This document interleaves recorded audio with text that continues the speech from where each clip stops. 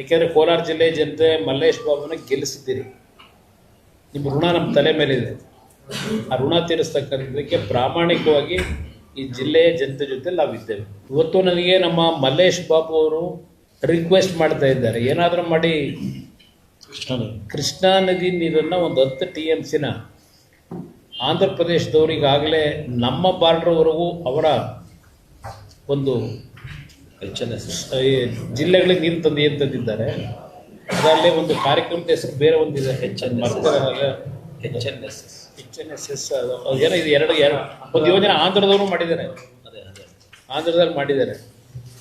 ಈಗ ನಾವು ಏನಾದರೂ ಮಾಡಿ ಆಂಧ್ರ ಪ್ರದೇಶದ ಸರ್ಕಾರದ ಮುಖ್ಯಮಂತ್ರಿಗಳನ್ನು ವಿಶ್ವಾಸಕ್ಕೆ ತೆಗೆದುಕೊಂಡು ಕನ್ವಿನ್ಸ್ ಮಾಡಿ ಈ 2 ಜಿಲ್ಲೆಗಳ ಪರಿಸ್ಥಿತಿ ಏನಿದೆ ಅದಕ್ಕೆ ಆ ಭಾಗದಿಂದ ನೀರನ್ನು ತರಲಿಕ್ಕೆ ಪ್ರಯತ್ನ ಮಾಡಲಿಕ್ಕೆ ಸದ್ಯದಲ್ಲಿ ಅವ್ರನ್ನ ಭೇಟಿ ಮಾಡ್ತಾ ಇದ್ದೀನಿ. ಅವರ ಒಂದು ಬೇಡಿಕೆ ನನ್ನ ಇಲಾಖೆಯಲ್ಲಿ ಏನು RINL ಪ್ಲ್ಯಾಂಟ್ ಇತ್ತು ವೈಜಾಗ್ನಲ್ಲಿ, ಅದನ್ನು ಸಂಪೂರ್ಣ ನಿಲ್ಲಿಸಿದ್ರು.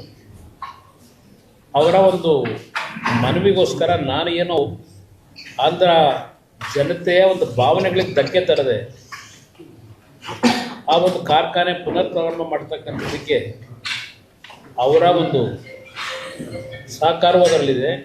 ಏನು ಮಾಡಿದ್ದೇವೆ ಒಂದು ವಿಶ್ವಾಸದಲ್ಲಿ ಆ ಭಾಗದಲ್ಲಿ ನಾವು ಹೆಚ್ಚಿನ ನೀರು ಇರ್ತಕ್ಕಂಥ ಏನು ನಮಗೆ ಇನ್ನೂ ಟ್ರಿಬ್ಯುನಲ್ನ ತೀರ್ಪೇನಾಗಿದೆ 178 TMC ನೀರು ಉಪಯೋಗ ಮಾಡ್ಕೊಳ್ಳೋಕೆ ಅವಕಾಶ ಇದೆ. ಕೋಲಾರ ಜನತೆಗೆ ದಸರಾಗ ಒಂದು ಆಫರ್ ಸರ್, ಕೇವಲ 599 ರೂಪಾಯಿಗೆ ಥಿಯೇಟರ್ ವಿತ್ ಡೆಕೋರೇಷನ್, ಒಂದು ಟೇಟಿ, ಒಂದು ಫ್ಲವರ್ ಬೊಕ್ಕೆ ಇಷ್ಟು ಇರುತ್ತೆ ಸರ್. ನಮ್ಮಲ್ಲಿ birthday, wedding anniversary, mom to be, bride to be, groom to be ಎಲ್ಲ ತರ ಹ್ಯಾಪಿ ಮೂಮೆಂಟ್ಸ್ ನ ಸೆಲೆಬ್ರೇಟ್ ಮಾಡ್ಕೋಬಹುದು. Location Kolar MG road near Axis bank opposite. TMC ಉತ್ತರ ಕರ್ನಾಟಕದ ಜನತೆಯಲ್ಲೂ ರಿಕ್ವೆಸ್ಟ್ ಮಾಡಿ, ಯಾಕೆಂದ್ರೆ ಅದಿನ್ನೊಂದು ರಾಜಕೀಯ ಮಾಡಿಬಿಡ್ತಾರೆ. ಇಲ್ಲಿ ನೀನು ಅಲ್ಲಿಗೆ ಯಾಕೆ ತಗೊಂಡೋಗ್ತೀನಿ ಅಂತ ಅದನ್ನು ಬೇಕಾದ್ರೆ ಇವತ್ತು ರಾಜಕೀಯ ಮಟ್ಟಕ್ಕೆ ಬಂದಿದೆ. ಅವ್ರನ್ನೂ ವಿಶ್ವಾಸಕ್ಕೆ ತಗೊಂಡು ಅಲ್ಲಿಂದ ತಂದರೆ 2 ಜಿಲ್ಲೆಗಳನ್ನು ಉಳಿಸ್ಲಿಕ್ಕೆ ಸಾಧ್ಯ ಅಂತಕ್ಕಂಥದ್ದು ಕೆಲವು ನೀರಾವರಿ ತಜ್ಞರು ಹೇಳ್ತಾ ಇರ್ತಕ್ಕಂಥದ್ದು ಮೂವ್ ಮಾಡ್ತಾ ಇದ್ದೇವೆ. ಎಷ್ಟು ಮಟ್ಟಿಗೆ ನಾವು ಯಶಸ್ಸು ಕಾಣ್ತೀವಿ ಅನ್ನೋದನ್ನ ನಾವು ಈಗ ಹೇಳಲಿಕ್ಕೆ ಹೋಗಲ್ಲ.